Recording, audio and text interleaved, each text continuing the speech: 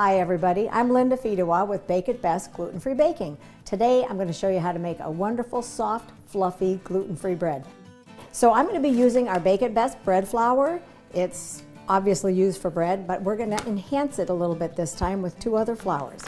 Okay, I'll show you how to make this. Whenever I use any Bake It Best flour, I always lighten it first, just whisk it a little bit. Okay, this takes 2 3/4 cups of bread flour. So there's 1 cup. You notice I don't smash it in. 2 cups. I just measure, smooth it across the top. 1/2 and 1/4. Okay, this time I'm using quinoa flour. Quinoa flour lightens it, adds a lot of protein. Okay, here's the quinoa, 1/2 cup of quinoa flour. And, surprisingly, 1/4 cup of almond meal flour. That keeps the bread really soft and moist. We already have salt in our bread flour mix, but I found that this works better with a little more, so I add another teaspoon of salt. And all I do to mix these together is just whisk it slightly. There we go, all done. Okay. Now that we've mixed our flour, I'm going to show you the next step, which is all the liquid ingredients. Okay, we have to start with 1.5 cups of warm water, not over 105 degrees, in a 2-cup measure. You'll see why it has to be done in a 2-cup measure. Okay, I start with 2 tablespoons of granulated sugar. I'm going to add to the water. And I just whisk it. Once the sugar dissolves, then we're going to add 2 tablespoons of yeast. This is just active dry yeast. I use Red Star, but many kinds are gluten-free. Okay, I whisk it again to get it all stirred in. Now that will sit and start to rise. Okay, while that's rising, I'm going to measure out 2/3 cup of egg whites. It's about 5 egg whites to make 2/3 cup. Okay, and to that I'm going to add 1/3 cup of light olive oil. My husband always used vegetable oil. That works fine too. I just like olive oil.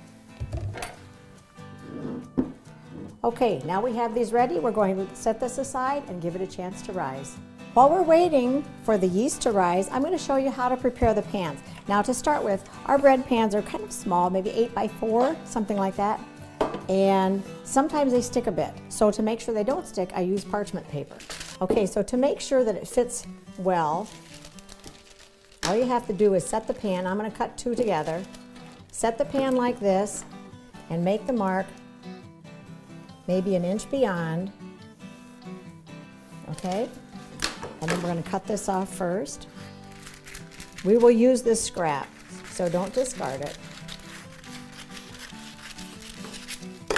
Okay, now put the pan in the middle of the parchment, hold it down, and with a pencil mark around it. Okay, the next step is to cut out the corners.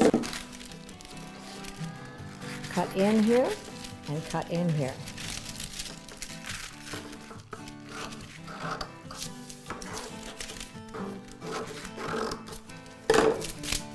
Okay, so this is what we have. We're going to flip it upside down, and to make it easier to fold in, we're just going to fold little marks.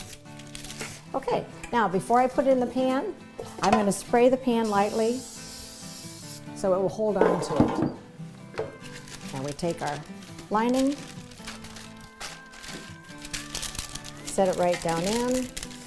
It goes where it's supposed to because you've already folded on the lines. And then I use the scraps to tuck in the edges. So there's no spot where the bread will stick.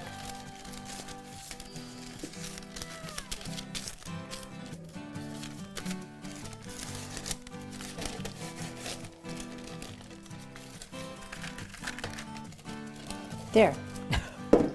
Now the pan is completely ready to be filled with the bread dough. Okay, good enough. See our yeast? See how it's risen so nicely.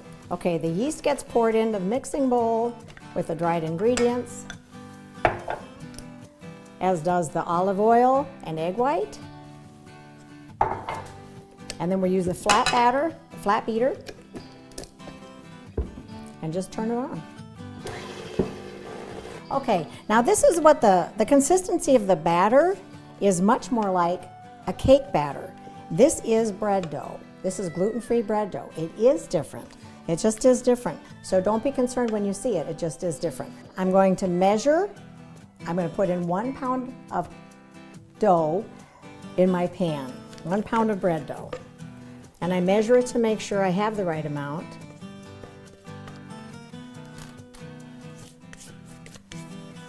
There we are. We have 1 pound. And I just simply shake it just a bit and leave it sit.